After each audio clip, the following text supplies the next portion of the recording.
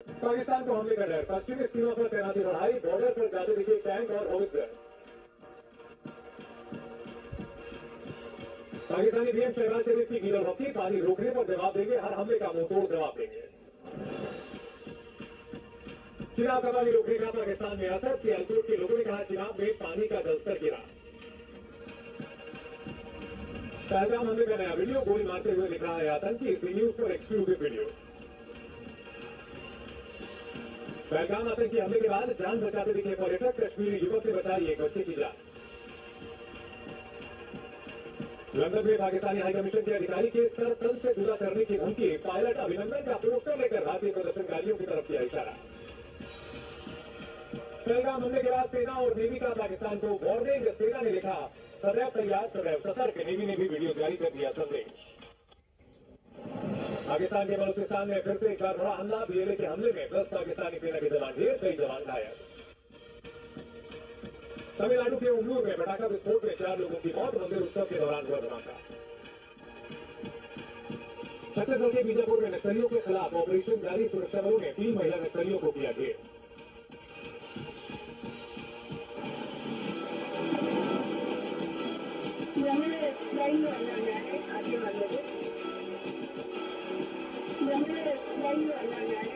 हम और आप मिलकर मुत्तहिदा तौर पर ये पैगाम दे सके दहशतगर्दों को कि हम उनकी इस वहशियाना हरकत की मजम्मत करते हैं।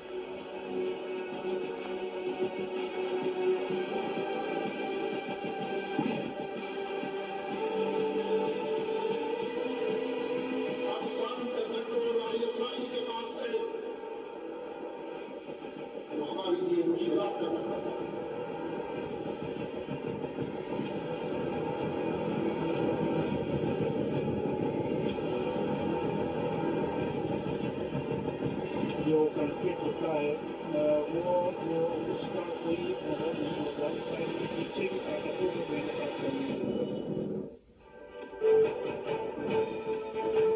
पहलगाम हमले के बाद से ही देश भर में आतंकियों के खिलाफ प्रदर्शन का दौर जारी है। मुस्लिम समाज के लोगों ने भी पहलगाम हमले का विरोध किया है। भारत का सच्चा मुसलमान केंद्र सरकार से पहलगाम के दोषियों के खिलाफ सख्त कार्रवाई की मांग कर रहा है।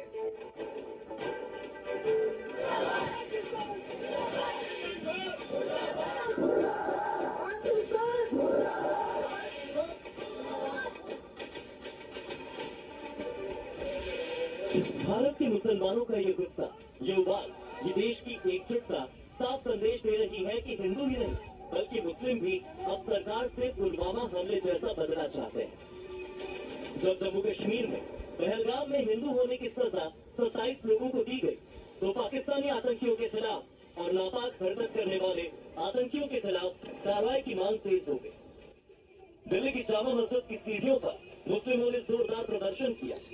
हम जो है ना, ये काहिरता की निशानी है, ये अच्छी चीज नहीं है। चाहे पाकिस्तान हो चाहे दुनिया का कोई भी मुल्क हो, हम सब एक हैं। हिंदू मुसलमान सिख ईसाई आपस में भाई भाई हैं। ये जो इन्होंने करा है ना, ये बहुत गलत करा है। अभी तो फिलहाल जो होना था वो हो गया, पर आगे जो भी तगड़ा एक्शन होगा तो जरूर उसका रिएक्शन होगा। ठीक है, इसके अंदर जो है एक मुद्दा ना बनाए, हिंदू मुस्लिम ये सब ना करे। फिलहाल तो अपने देश को बचाना है। लखनऊ के ऐशबाग ईदगाह मस्जिद के बाहर भी मुस्लिमों ने आतंकवाद के खिलाफ अपना विरोध दर्ज करवाया।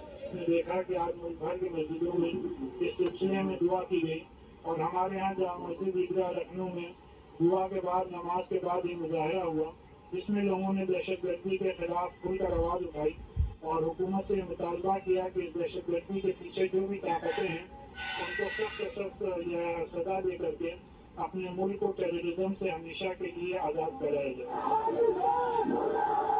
मध्य प्रदेश के इंदौर में दरगाह पर कव्वाली की जगह सुंदरकांड का पाठ हुआ और हमले में मारे गए लोगों को श्रद्धांजलि दी गई। ये हरियाणा के जीत के मुसलमान,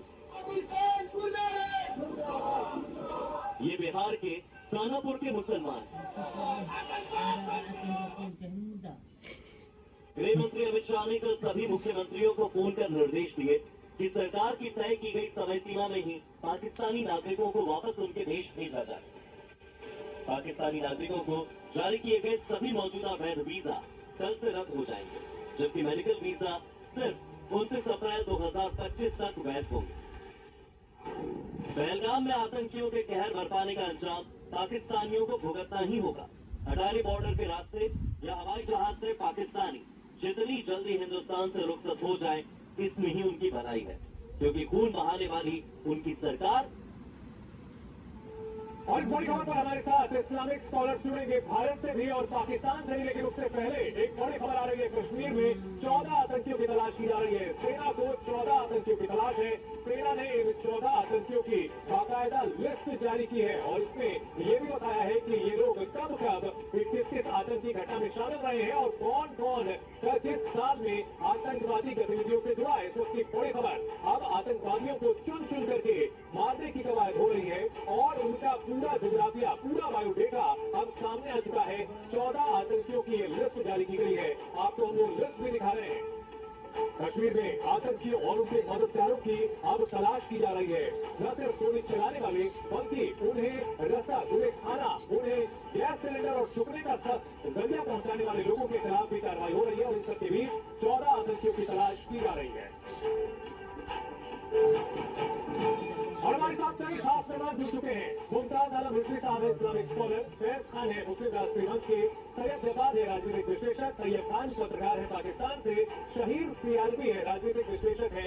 आफिद इमरान है, इस्लामिक स्कॉलर है। मुफ्ती फिदा इलाही अब्बासी इस्लामिक स्कॉलर है, पाकिस्तान से हमारे साथ जुड़ गए हैं। ये तमाम मेहमान हमारे साथ। बात करेंगे हम पाकिस्तानी मेहमानों से भी पूछेंगे कि आखिरकार इस आतंकी घटना को लेकर के पाकिस्तान में क्या सोच चल रही है। लेकिन एक बड़ी खबर और आ रही है कुलगाम से, जहां आतंकियों के खिलाफ एक्शन तेज हो गया है। आतंकियों के जिक्र होने की आशंका है। Door to door for search operation चलाया जा रहा है। पहाड़ी इलाके में भी सीआरपीएफ और जम्मू कश्मीर पुलिस के साथ साथ आर्मी मौजूद है।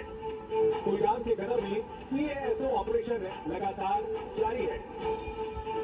और अश्विनी पांडे इस बड़ी खबर पर हमारे साथ सीधे जुड़ गए। अश्विनी, तस्वीर दिखाएं और बताएं किस तरह से वहां आतंकियों की तलाश की जा रही है। जी देखिए, कॉर्डिनेट सर्च ऑपरेशन शुरू हो चुका है। कुलगाम का ये इलाका है, गुदर जगह है और देखिए बाकायदा सीआरपीएफ, आर्मी और जेएनके पुलिस की टीम अंदर लगा दी गई है। जो पहाड़ी इलाका है वहां पर कुछ संदिग्ध एक्टिविटी दिखाई दी, जिसके बाद ये रोड पूरी तरह से ब्लॉक कर दिया गया।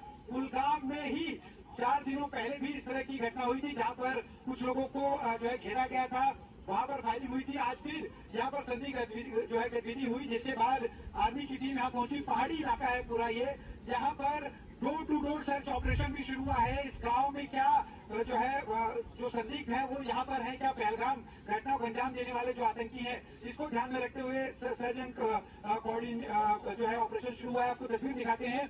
ये पूरी गाड़ियों को यहाँ पर रोक दिया है, किसी भी गाड़ी को आगे आने नहीं दिया जा रहा है। एसओजी की जो जवान है, आर्मी की देखिए गाड़ी जो है आ रही है, उसके आगे कुछ बस और दूसरी गाड़ियां तैनात है। इन गाड़ियों को साइड कर दिया गया है, इस रोड को पूरी तरह से ब्लॉक कर दिया गया है और इस वक्त जो है पूरी तरह से खासा ऑपरेशन शुरू हो चुका है। आप देखिए जो जवान इस तरफ लगातार सीआरपीएफ के हैं वो यहाँ पर इस ऑपरेशन में शामिल हैं। पूरी तरह से जो संदिग्ध गतिविधियां यहाँ पर देखी गई हैं उसको ध्यान में रखते हुए ऑपरेशन शुरू किया गया है। उम्मीद है कि जो आतंकी अंदर होंगे उन्हें उन पर जल्द से जल्द जो है बड़ा एक्शन होगा, उन्हें पकड़ा जाएगा। देखिए आर्मी के जवान जो है अंदर की तरफ जो है मूवमेंट पे हैं।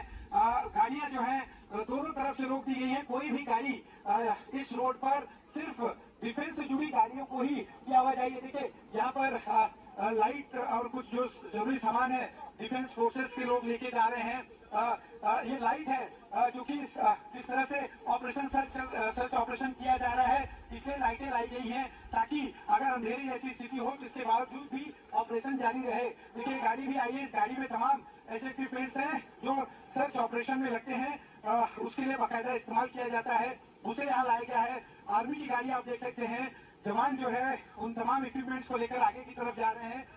देखिए यहाँ पर भी लाइटें लेकर जो है एसओजी के जवान, आर्मी के जवान, सीआरपीएफ के जवान इस वक्त हमें पीछे हटाया जा रहा है। जाहिर है कि खतरा हो सकता है, अगर फायरिंग होती है ये आतंकी अगर यहाँ पूरी तरह से दिखाई देते तो फायरिंग होगी और इस फायरिंग में जो है खतरा हो सकता है। इसके लिए बाकायदा लोगों को हटाया जा रहा है। कुछ जो यहाँ कश्मीरी थे उन्हें जो है देखिए महिलाएं कुछ बाहर आ रही हैं, इन्हें वहां से हटाया जा रहा है। इस गांव में door to door search operation शुरू हुआ है। जानकारी के मुताबिक कुछ शॉट्स भी फायरिंग भी हुई है। हालांकि क्या ये फायरिंग आतंकियों की तरफ से की गई या फिर फोर्सेस ने संदिग्ध के तौर पर फायरिंग उनके ऊपर करी, ये अभी तक साफ नहीं हुआ। लेकिन बहुत तेजी से घटनाक्रम यहाँ पर दिखाई दे रहा है। पहलगाम की घटना में यहाँ जिन लोगों का सर्च चल रहा है, क्या वो आतंकी है? बहुत शुक्रिया अश्विन। और कुछ अपडेट्स हो गए हम आपके पास लौटेंगे इस बड़ी खबर पर।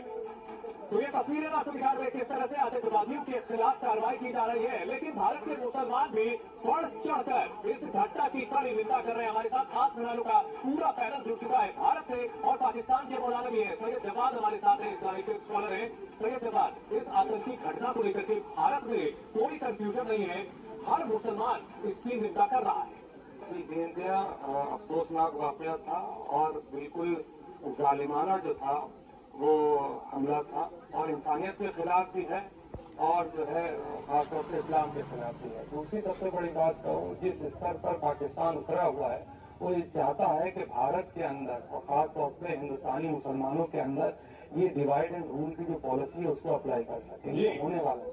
भारत का मुसलमान भारत के साथ है, अपने मुल्क के साथ है और आखिरी सांस तक जो है वो अपने मुल्क के साथ ही रहेगा। बिल्कुल, बहुत अच्छी बात आपने कही है, बहुत अच्छी आपकी बात कही है। तैयब खान साहब, सुन लिया आपने भारतीय मुसलमानों को।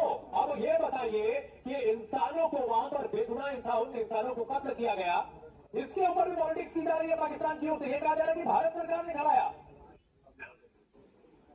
पाकिस्तान में कोई भी पॉलिटिक्स नहीं की जा रही, नहीं पाकिस्तान पॉलिटिक्स करने के लिए रखता है। पाकिस्तान में हमेशा बेअदबी की बुनियाद पर सारे मामला को आगे लेकर चला है। ज्यादा मुसलमानों को करेंगे तो जारी बात है वो इंडियन मुसलमानों को अपने मुल्क के साथ देंगे, वो मुद्दे को चलेगा मुसलमानों को भारत के साथ ही देंगे ना अपने मुल्क के साथ है। इसमें भी अरे आसिम मुनीर आपके भी मुल्क को बर्बाद करेंगे, वो दूसरे जनरल परवेज मुशर्रफ बनने की कोशिश कर रहे हैं। वो जो है पाकिस्तान को बर्बाद करेंगे और साथ ही साथ हिंदुस्तान की तरफ नजर उठाएंगे तो हिंदुस्तान करारा जवाब देगा। आप इस चीज को समझिए। वैसे ही आप यहाँ खाने के जो है बांधे पड़े हुए हैं और ऊपर से आपके मुल्क के अंदर खाली जो है कटोरे के सिवा कुछ नहीं रह गया है। भाई साहब आपको एक चीज और बता दूं, जितना आपका बजट है ना, जितना पूरा बजट है 5 लाख 5.5 लाख करोड़ रुपए का, उतना सिर्फ हमारे डिफेंस का ही बजट है। 7.5 लाख करोड़ रुपए से अधिक का बजट जो है वो डिफेंस का बजट है। आपके बजट से 11 लाख गुना जो है वो 11 गुना जो है वो हमारा बजट है। 50 लाख करोड़ रुपए का बजट है। तो औकात देख करके बात करना चाहिए। जो खुशगत हमला आपने करवाया है इसका मुंहतोड़ जवाब जो है भारत देगा और खास तौर पे भारत के मुसलमान जो है वो पाकिस्तान को जवाब देंगे। और हमारे मुल्क के अंदर अफरा तफरी करने की कोई जरूरत नहीं। हमारी कूटनीति भी बहुत मजबूत है और हमारी ऊंट नीति भी बहुत मजबूत है। ऊंट नीति क्या है वो आपको बताऊंगा कभी। मुफ्ती फिलहाल अब्बासी भी हमारे साथ जुड़े हुए हैं, इस्लामिक स्कॉलर है। मुफ्ती साहब, धर्म ये कहाँ कहता है कि बेगुनाह लोगों का कत्ल कर दिया जाए, फिर पाकिस्तान में चेस्ट थंपिंग क्यों की जा रही है? ये क्यों कहा जा रहा है कि भारत हम पर हमला करेगा? अरे सर, अगर आप लोगों ने कुछ गलत नहीं किया है तो फिर भारत क्यों हमला करेगा? मेरी पूरी बात सुन ले। ये सयाह है, बेगुनाह है, इनको कत्ल करना और ये बिल्कुल गैर शरई और गैर कानूनी है। लेकिन यह है कि इस वाक़ये के पीछे क्या है इसको समझना जरूरी है। इसराइल और भारत जो रोज़ेवल से पाकिस्तान का दुश्मन रहा है, भारत में जो भी वाक़यात होते हैं, चाहे वो पहलगाम का हो या पठानकोट हो या वो कोई मर्दी भी मरते वो कहते हैं कि पाकिस्तान के एजेंसी ने की और पाकिस्तान की एस्टेब्लिशमेंट ने किया। ये है कि ये इसराइल और हिंदुस्तान ये बताइए सर, ख्वाजा आसिफ साहब जो है वो भारतीय कब हो गए? मुफ्ती साहब, ख्वाजा आसिफ साहब हिंदुस्तानी पासपोर्ट उन्होंने कब लिया? क्योंकि उन्होंने अभी हाल ही में कहा है कि 30 साल से डर्टी वर्क कर रहा है पाकिस्तान। मुमताज आलम साहब पाकिस्तान के मंत्री स्वीकार करते हैं। पाकिस्तान का जो प्रधानमंत्री है शहबाज शरीफ साहब हैं, उन्होंने स्वीकार किया था कुछ साल पहले कि भारत के साथ लड़ने की वजह से उनकी इकोनॉमिक हालत खराब हो गई, और फिर भी यहाँ भारत की बात कही जाती है कि भारत की साजिश है। लेकिन वो ये समझते हैं कि पाकिस्तानी तैयार नहीं है, हम पूरे पाकिस्तान अपने पाक फौज के शाना बशाना करें। मुफ्ती साहब अपनी बात आपने रख ली सर। मुफ्ती साहब अपनी बात रख ली। पाकिस्तानियों को पता ही नहीं है कि सरकार चला रही कि सरकार दहशतगर्द चला रहे, आतंकवादी चला रहे, कि सरकार को अमेरिका चला रहे, सरकार पाकिस्तान पाकिस्तानियों को नहीं पता। पहले ये तो पता करें कि पाकिस्तान को चला कौन रहा है, क्योंकि चुनी हुई सरकार तो वहाँ चलती नहीं, वहाँ चुनाव ना भी तो कोई चीज है नहीं, डेमोक्रेसी ना भी तो कोई चीज है नहीं, और वहाँ आतंकवादी जो है खुल्ला घूमते और सरकार जो है वो तमाशाई बनी रहती है। इसलिए कम से कम भारत जैसे पड़ोसी मुल्क से सीखो तो कि हुकूमत कैसे चलाई जाती है, हुकूमत को कैसे आगे लेके चलना चाहिए। कम से कम इतना तो सीख लो। लेकिन ये लोग सीखने के लिए तैयार है, क्यों? क्योंकि इनके हाथ में कटोरा, इन कभी अमेरिका के सामने, कभी चीन के सामने, जहां इनको लगता है, और फिर उन्हीं के इशारे पर ये काम करते हैं। ये तो इनकी हालत है। इस तरह से कोई मुल्क जो है वो कभी तरक्की नहीं कर सकता है।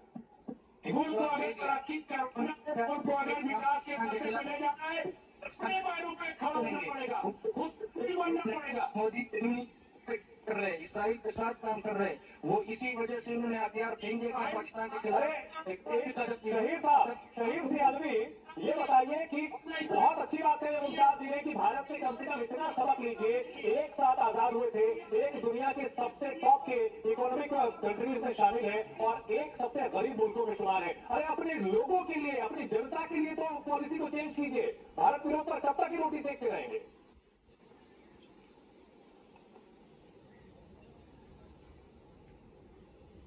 शहीद से अलवी मकसद रही हाफिज, यही सवाल आपसे रहेगा। जी आप मुझसे, मैं बात पूरी करूंगा, आप बीच में टॉपिक लेने बस, ये मेहरबानी कीजिएगा। सर अगर आप फैक्ट्स बोलेंगे तो आप बिल्कुल बोलते रहे, कोई दिक्कत नहीं। फिक्शन और रिटॉरिक बीच में जरूर बोलूंगा। मैं आपको बताना चाहता हूँ, आपने हमें कहा कि हमारे टोटल जीडीपी से बढ़ के आपका डिफेंस बजट है। जनाब अली, आपका डिफेंस बजट हमने उसी दिन देख लिया था जिस दिन आपका कॉकरोच इधर आया था और हम लोगों ने उसे चाय पिला के वापस भेजा था। ये होता है डिफेंस। वापस क्यों भेजा था? रख लेते, हम लोगों ने, हमने हमारे ऊपर करना, रख लेते, रख लेते, गाँव में जाके गिरा जाते हो, रख लेते। ऐसा क्या हो गया था? डिफेंस बजट का क्या करना है? रख क्यों नहीं लिया? 71 में क्या हो गया था भाई साहब? 71 के अंदर आप खाली एक के ऊपर है, आपका तो पूरा मुल्क तोड़ दिया गया था। दुनिया का सबसे बड़ा सरेंडर किसी फौज ने अगर करा था तो भारत के आगे पाकिस्तान आर्मी ने घुटने टेक दिए थे। पाकिस्तानी आर्मी ने पूरे घुटने टेक दिए थे, 2 मुल्क बना दिए थे। अरे जो मुल्क 25 साल रिटेन अपने आप को नहीं कर सका, वो भारत का मुकाबला कर रहा है। अरे देख करके बात करा करो ना भाई।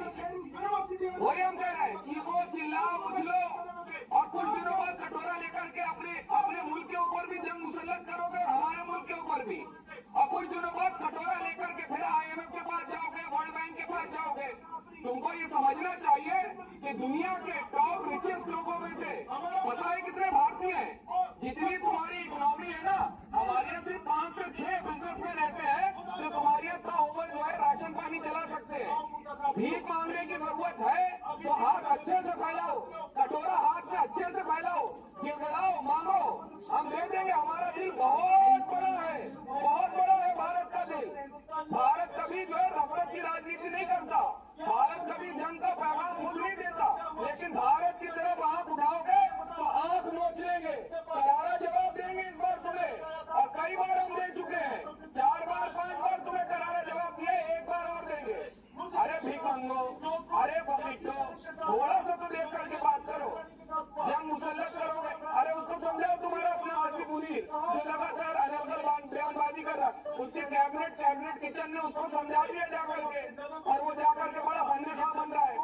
उससे कहना कि भारत का मुकाबला करना तुम्हारे बस की बात नहीं है, और ये पूरे मुल्क को दूसरा परवेज मुशर्रफ बनने की कोशिश मत करो। पता चला होगा परवेज मुशर्रफ का क्या हाल हुआ है, पता तो चला होगा ना परवेज मुशर्रफ का क्या हाल हुआ था। सीढ़ियां रगड़ते हुए उसके बाद भी नहीं सीखना, मिट्टी थप्पड़ पड़ेंगे, कान के ऊपर बजाएंगे।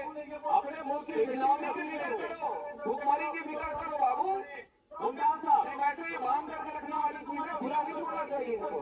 हाँ, वैसे बांध करके रखने वाले दिख रहा बिल्कुल। पकड़ने के लिए हम लोग मशीन बनाई हुई है। मुमताज साहब, एक बात आपने कही कि पाकिस्तान को चला कौन रहा है, ये सबसे बड़ा सवाल है। आसिफ मुनीर जनरल ने हिंदू विरोधी बयान दिया और उसके बाद इस तरह की आतंकी घटना हुई, और शहबाज शरीफ जो 2 साल पहले भारत को पैगाम दे रहे थे शांति का, अब जो है यहाँ पर ये कह रहे हैं कि भारत का ईंट से ईंट बना बना लेंगे, ये तरह की बातें कर रहे हैं।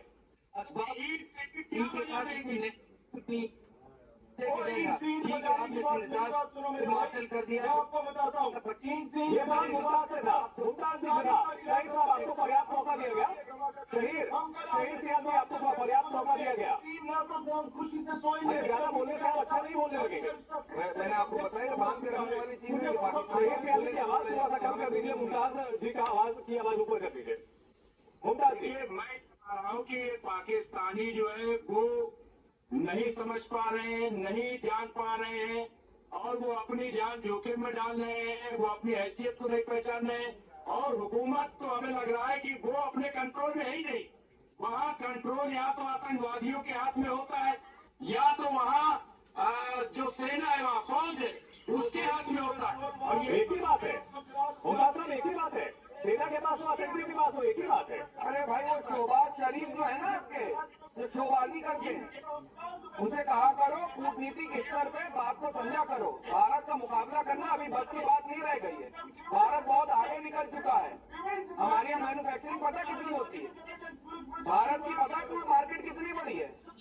पूरा विश्व जो है ना वो भारत के साथ खड़ा हुआ है। हाफिज इमरान है, को अलग कर दिया है। हाफिज इमरान, तो शोबाज शरीफ है ना, उनसे कहना ये शोबाजी ना करो। हाफिज इमरान, सीधी लड़ाई कई बार हो चुकी और पाकिस्तान को समझ जाना चाहिए कि सीधी लड़ाई में भारत से कभी जीत नहीं सकते और आतंकी गतिविधियां करने का अंजाम आपकी अपनी जो आवाम है वहां भुगत रही है।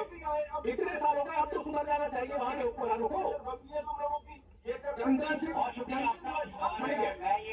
हाफिज की आवाज थोड़ी ऊपर आने दीजिए, शहीद की आवाज थोड़ी कम कर दीजिए। मैं ये उम्मीद करूंगा कि 20 मिनट के बाद अब मेरी बारी आई है। ये कुछ लोग हैं जहाँ पर आपके साथ बैठे हुए, इनको जरा बांध कर रखिएगा।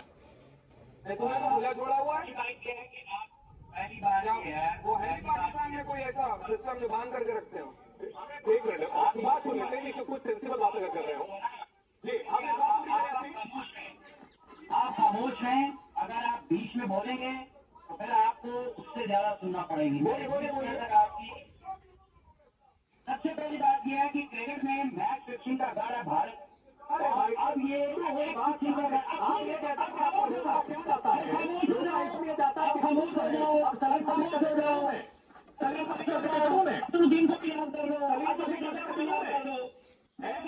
सर आपके लिए ऐसा आपके प्रेम से है, आपके वसीम साहब बकार साहब जो है वहाँ पे सरसाई के किनारे चरस भर करके बैठे हुए थे। कहाँ तक चलोगे पीछे बताओ। टॉपिक पे बात करो यार, टॉपिक पे बोलो टॉपिक पे बात करो यार, सीरियस टॉपिक पे बात हो रही है। अटैक फिक्सिंग बात करें आप लेकर के आ जाए आलू। अटैक फिक्सिंग पाकिस्तान अपनी जगह अटैक फिक्सिंग भारत में। अब अगर जो स्क्रिप्ट टाइटल बदल लो, अगर ना अजय देवगन काम आएगा, ना सनी देओल काम आएगा, ना अक्षय कुमार काम आएगा। इसीलिए भाई मुझे ऐसा लगता है कि ये कटोरा डिजर्व करते हैं, ये IMF का कटोरा डिजर्व करते हैं। ये इतनी जाहिर बातें करने वाले शख्स ऐसी जाहिर बातें करने वाले शख्स कटोरा डिजर्व करते हैं। वो जो अभी आपके हुआ था, इसके बाद आसमान थर कांप रहे थे, जिनके लफ्ज बोलते हुए लफ्ज जो है वो कपकपा रहे थे, बलूचिस्तान वाले ने करा था। वो क्या था आपके यहाँ?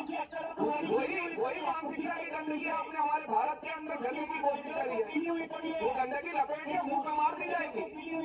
आगे बात समझ में, वही गंदगी लपेट के मुंह पे मारने जा रहे हैं। एक चीज पहले भी मारी थी और आगे भी मारेगा। कट्टरपंथी है पाकिस्तान में, कट्टरपंथी सोच किस तरह से लोगों पर हावी हो चुकी है, यही दिखाने का मकसद था हमारा।